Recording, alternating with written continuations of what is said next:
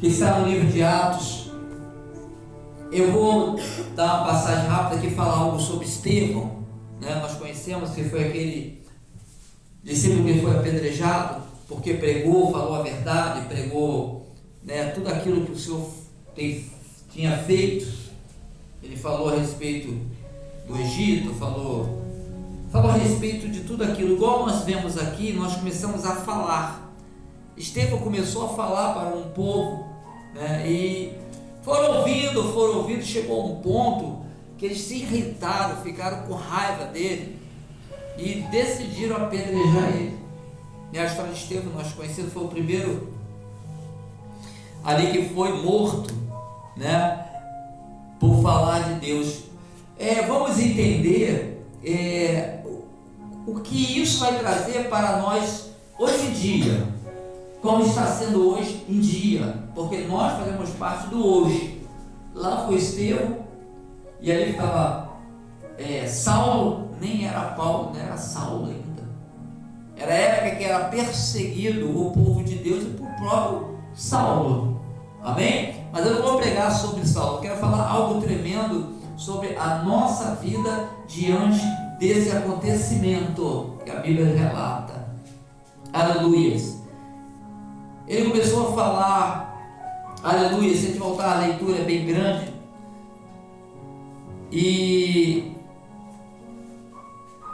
ele foi falando de tudo aquilo, da caminhada do povo, da circuncisão, falou de Moisés, falou de Josué, e foi falando de tudo. Como nós aprendemos e falamos de Josué, nós falamos de Moisés, nós falamos de Davi, a gente vai falando isso, que é a verdade, e são acontecimentos que mudam a vida de pessoas como mudou naquela época. Mas diz algo aqui tremendo, olha só, o céu, no 49, 7:49, a gente vai pular, vamos correr. Ele falou tudo e aqui também está falando ainda. Diz assim, ó: o céu é o meu trono e a terra o estrado dos meus pés. Que casa me edificareis, diz o Senhor, ou qual o lugar do meu repouso? Não fez a minha mão todas essas coisas? Ai, homem de dura cerviz, incircunciso de coração e ouvido, vós sempre resistis ao Espírito Santo, assim vós sois como vossos pais, ao qual dos profetas não perseguiram vossos pais, até mataram os que anteriormente anunciavam a vinda do justo, do qual vós agora foste traidores e homicidas, vós que recebeste a lei por ordenação de anjos e não guardaste. Aí vem aqui a parte, 54, da morte de Estevão. Fala algo tremendo aqui. Quando Estevão falou isso para aquele povo, ele foi falando uma verdade que não chegou bem nos ouvidos deles. Você lembra do profeta Jeremias? O rei chamava o profeta para proferir, e o profeta falava, só que o rei não queria ouvir o que Deus queria falar através do profeta. O rei queria ouvir o que ele queria ouvir para o profeta falar, e ele não aceitava. Sabe quando muitas pessoas querem ouvir de Deus, mas só quer o que lhe interessa? Quando Deus fala outra coisa, a pessoa não segue, finge que não é com ela, não vai atrás, não dá crédito àquilo que Deus falou. Tem muita gente que é assim, Deus fala, mas eu quero isso, mas isso eu não quero. Lá também era assim, a época de Jeremias com aquele rei. Mas aqui a respeito, de Estevão, ele foi apedrejado por pregar a palavra para ele. Se ele foi apedrejado, não aceitaram a pregação dele até um certo ponto. Você já viu, não estamos nos comparando com ele, mas na simplicidade nossa, que muitas pessoas você começa a falar e chega a um ponto que a pessoa não aceita de jeito nenhum, se você vai ficar com raiva de você, por você falar da verdade de Deus. Até o ponto vai. Estevão falou muitas coisas, se você for ver lá desde o início para cá do 7, ele foi falando, foi lá no final, quando veio aquela verdade, foi de encontro, a pessoa não aceitou. Isso acontece e pode acontecer no nosso meio, no trabalho, pode acontecer em casa, pode acontecer em vários lugares. Amém? Então ali Estevão foi apedrejado. Ou seja, ele já era o que? Perseguido. E ali aconteceu aquilo ali de repentemente, num momento, né, que já tinha perseguidores ali perto. Ou seja, não aceitaram o que ele declarava que ele era. Quantos não aceitam você por ser cristão? Tem lugares que não aceitam, tem família que não aceita, tem pais que não aceitam, tem filhos que não aceitam o que você é diante de Deus. Mas Ele sempre vai estar com a mão estendida para você. Glória a Deus.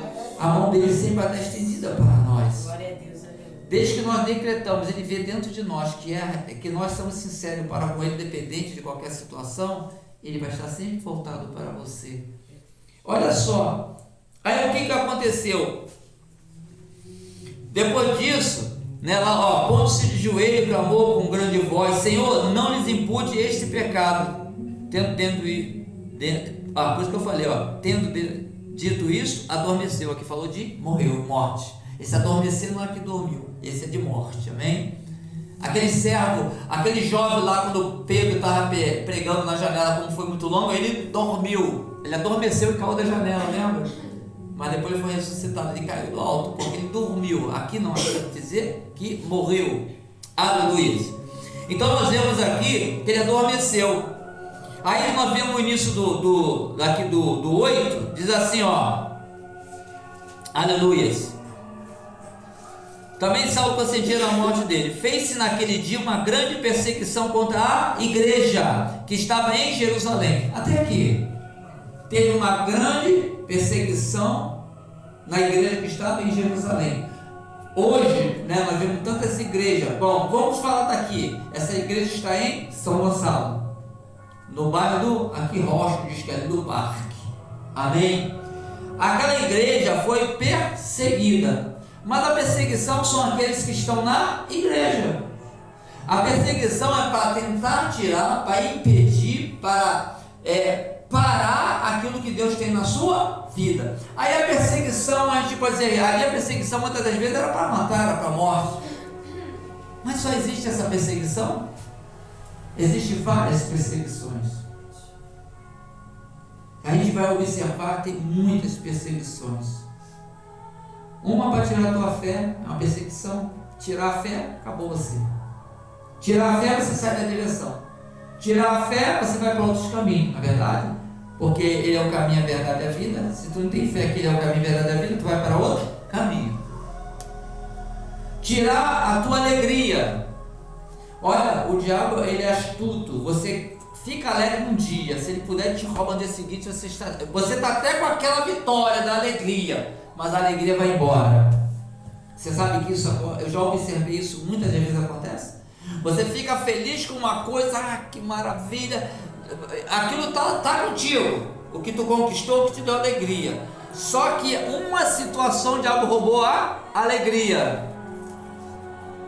E não faz a diferença? Eu já observei isso várias vezes, e como como nós podemos dizer, como nós falamos, experiência própria. Eu acredito que todo mundo aqui deve ter passado por alguns momentos assim, porque é difícil não passar. E o inimigo trabalha nisso. Então é uma investida.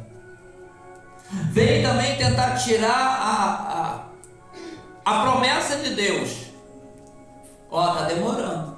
Acho que não vai acontecer. Tem gente que fala que acho que não vai acontecer mais não. Tem gente que desacredita e nem espera o tempo de ser sim ou não, mas desacredita. Então são investidas para tirar a tua posição diante de quem? De Deus. Por isso sempre a gente fala, não se afaste da presença de Deus por causa de doença, de enfermidade, disso, daquilo. Existe ataques por calúnia, porque a calúnia denigra a imagem da pessoa, não é verdade? Mas se ela está justa diante de Deus, quem te justifica é o Senhor. Mas é uma perseguição. Temos que ter o cuidado de não nos tornarmos um perseguidor, igual Saulo era.